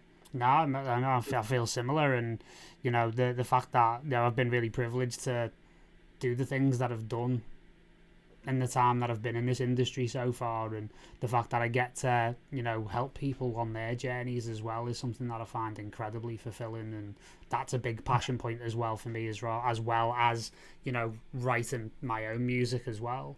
So, you know, they can, it's funny listening to you talking about the hats that you have to wear. Sometimes it can be difficult to take one hat off and put another one on when you're trying to juggle and do two things at once, but you know, it can be done. Like, it can. You know, it was interesting. You know, there's two, when I was full on in the office, there was two things that I would do to get out my headspace. You know, because you can't. Eventually, I wasn't working 24 hours a day, but the job was going 24 hours a day. You know, so I'd get up in the morning, 5:30 in the morning. I'd be talking to Europe. You know, 8:30 at night, I'd be talking to Asia. You know, so it just never stopped. And if I didn't go to bed, then it wouldn't have stopped. You know, but I was very regimented about that. You know, so 9 o'clock was the cutoff time, and that was it. There was no more. But you know, on those days, and there were many that you know, I'd just be super stressed about whatever it was, making music, or you know, just opening up Logic and just being able to go in there and twiddle around and try and understand something about it. That was one. And then I play this game called Elite Dangerous, which I'm very keen on. That would be the other one. They were the two things that would get me out of my headspace, and I'm passionate about both of them.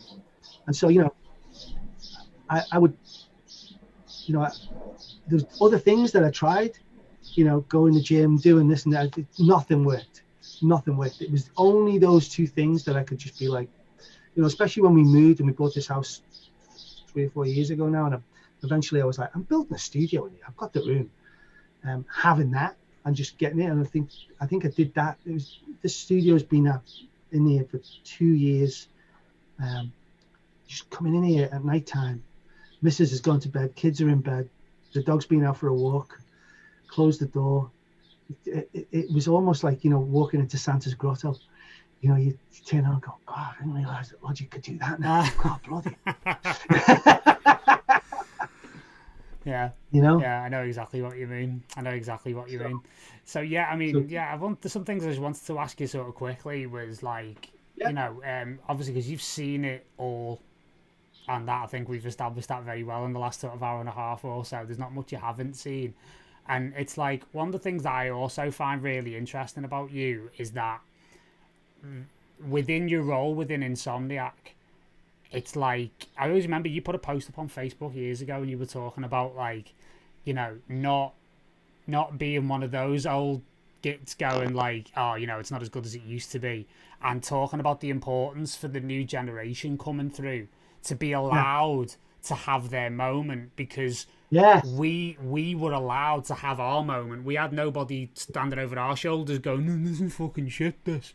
Do you know what I mean? It's like you were so, it really shifted my perspective, and it made me really sort of appreciate the fact that regardless of like who it is, and you mentioned people like Rufus Du Sol and Flume, and you could mention a lot of other people, you know, you've been there at the point where, you know, a lot of these genres have really blown up, and you know, you've been an instrumental person in allowing these genres to kind of grow and allowing these artists to grow.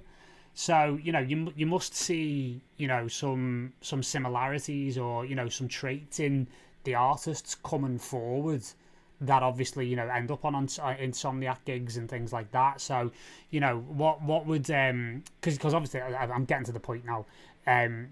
You know, the fact that you've seen so much, like, it's changed almost completely. Like, what would a young artist do now compared to what we would do back in the day, say, for example?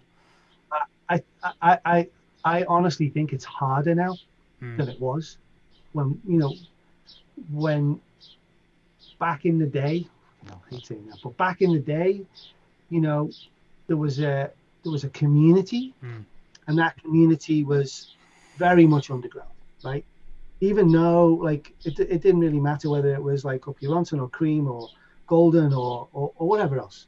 It was a very underground scene, and there wasn't anything like an EDC or a or any of those huge shows. There was Creamfields, which was great, you know, fantastic, still is. But that was just one moment in time. You know, now, you know, any new artist that is coming into this is going to struggle, because it's about something very different now, in my opinion. You know, and I noticed that, you know, I haven't put a record out for freaking years, right?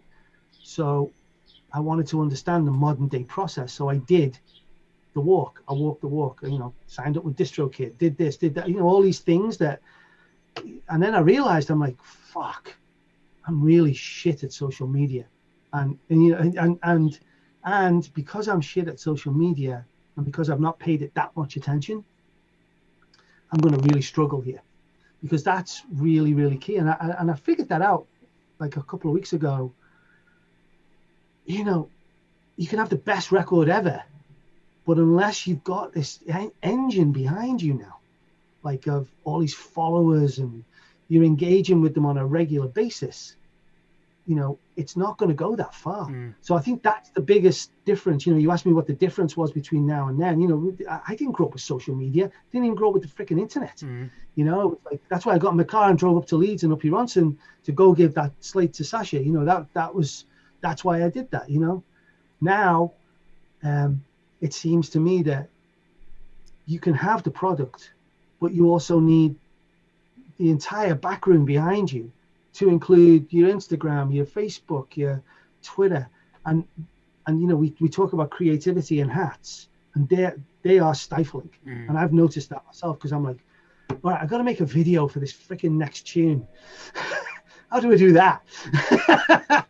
If I'm not doing it, someone else has got to do it for me, and then you've got to pay them. So, you know, you've got to be funded, or you got to do it yourself, and then finding the time to make music, do the social media posts, make sure that all your distribution's right, not all these things. It's like, it's a lot, man. It's an awful lot. So I think, again, your passion point's going to drive all that, right? Your passion point's going to be like, fuck you, I'm going to do this, right? Your passion point's going to be like, come on, we can do this, we can get it going. And you know, then the tenacity will come through, and then hopefully you'll get the break, and the music will then be allowed to speak, right? That's when but before you get to that point, the music can't talk.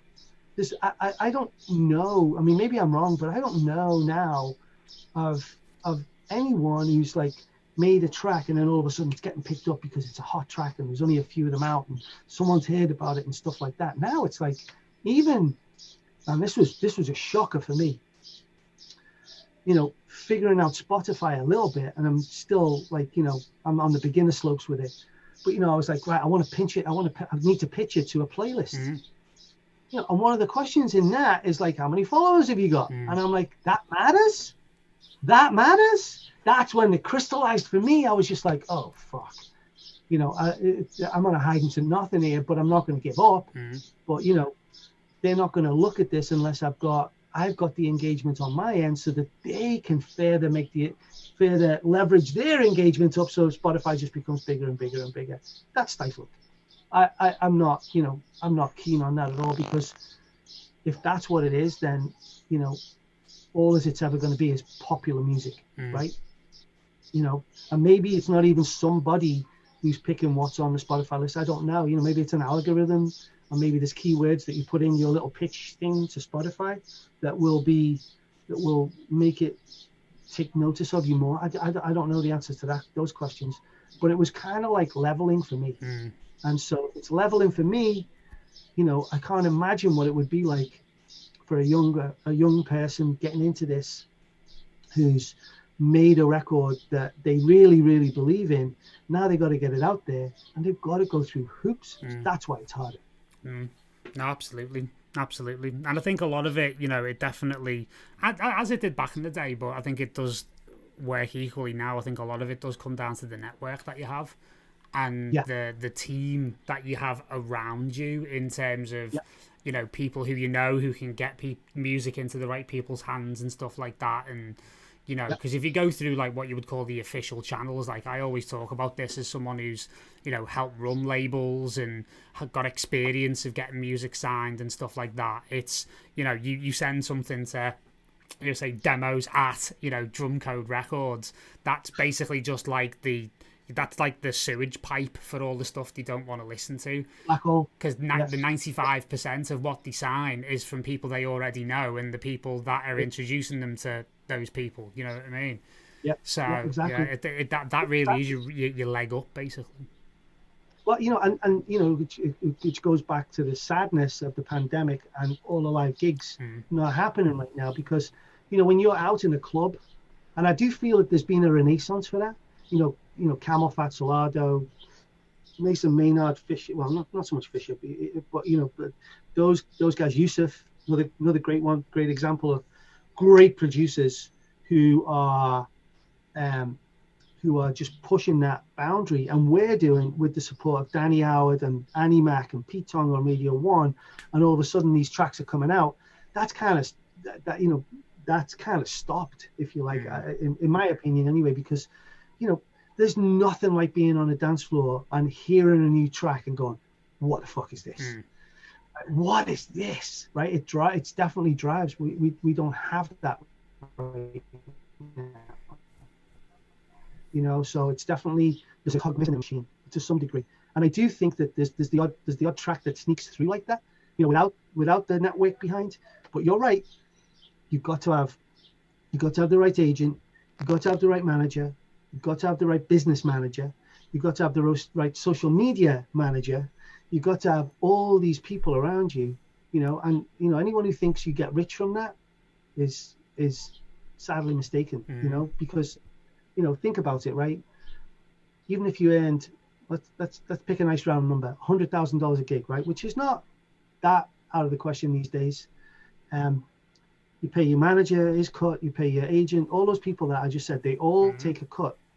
Then you pay your taxes, and there's very little left. By the time you've got, you might want to enlarge it and take your business class flight or get there on a helicopter or whatever. They all take their toll. Every single thing takes its toll. I think that, having a tour manager, having, all these things, these people have to be paid. So it can be really, really stifling. My advice is just, if you're passionate enough about it, just stick with it. It'll come, but it might take a minute. Yeah, definitely. I definitely agree with you that it's harder than it used to be. I think it does a very good job of like fooling people into social media. Anything can happen, and it's like, well, yeah and no, because there's this whole industry built up around it now, and it's not necessarily all working in favour to like liberate the artist at this present moment in time. I think it might well do. I think, you know, this pandemic, I think, is tough now, but I do think in the long term it's possibly going to present us with an opportunity to remake the industry in a way that we want, and in a way that actually will serve artists a little better and be able to allow them to monetize a bit better and actually make a living from their art. Yeah. And you know, I think the average person who wants to make music just wants people to listen to it, you know, and love it, you know, and then if they can make a bit of money from that, great. You know, I think the ones that get into it because they're going to crush it and make millions and millions of dollars, I think those days are pretty much behind us for the time being. And you know, you'll see a lot of people fall off in this pandemic. A lot. Already have. A lot of people already have. It's sad, but it's kind of like it's necessary in some ways, you know, because it gives the real passionate people, the ones that get into this for the right reason, the opportunity to, you know, to move ahead, you know. No, absolutely. We were here, you know, at the beginning, and we'll still be there after. You know, all the people who it may not be their passion point have left and gone and done something else. Yeah, 100%. No, mate, I've already done the playlist for my funeral. That's how much it means. I tell you what, mate. I know you said it was organised, like, but look at that, I didn't realise it was that organised. Jesus Christ. Now show me everything around the house that needs doing, and don't forget your funeral playlist, by the way, Dave. I was going to say, is that one of the two things that's left outstanding that's going to take you a while to do, like, or? No. Oh, the two things? Oh, one of them is, well, out the front of the house, there's this little strip of land, which is grass, which I've got AstroTurf for, but that's going to take a minute, and it's really hot here right now. So that's one. And then we have a very tall hallway. I've got to paint that. But I'm doing that next week. That's getting done next week. Right, we'll hold you to that. We'll expect evidence, like. Yeah, I'll send you some pictures. Yeah, please do. This is what Dave's been doing in between, like, you know, watching NYT courses and, like, you know, chopping up bass lines. Twiddling. Yeah, twiddling, mate. It's the best, isn't it? It's the best. Dave, listen, mate, I've been absolutely enthralled listening to you, and it's been nothing short of a privilege having you on. And I know a lot of people are going to really vibe off this, and, you know, I think it's going to mean a lot to a lot of people. So thank you very much, mate. I really appreciate it. I appreciate you inviting me on, and you know, I hope that whatever we've talked about, you know, just gives some inspiration and some knowledge to some people. And what else can we do? Well, exactly, mate. I mean, I know I'm inspired. I'm inspired by it. Well, thank you, mate. Thank you I very much. Appreciate it. I think we'll look back in this in a year and just be like, we're in the middle of it, but it's going. I think it's going to be okay. Yeah, I think it is, mate. I think it is. I mean, you even look at history, mate. Pandemics don't last. It'll blow itself out sooner or later. It might take a while. It'll take longer than we want it to, but it will be fine. Good music come out, and there'll be a lot of good music come out the back of it. Oh my God! I mean, I know so many big artists right now who are sitting on absolute weaponry. And they're like, there's no point us putting it out now because you don't, as we say in Liverpool, you don't get off at Edge Hill, do you? Do you know what I mean? Like you keep your bullets in the chamber for when you absolutely need them. And that's kind of what we're advising artists at the moment. It's like, yeah, you can put things out, but everything feels like a placeholder at the moment for when we can get back to it. And like you say, there's no feeling better than being there on the dance floor going, oh my God, what is this? This has just changed my life. That kind of thing. So, they go hand in hand. For sure, man. Yeah. Cool. All right. Well, thanks very much to Dave, and I shall put an end to the live stream. But thanks very much for watching, guys, and we'll see you next week. See you later. Catch new episodes of Beyond the Studio every single week on YouTube, Apple Podcasts, Spotify, or wherever you enjoy your podcasts.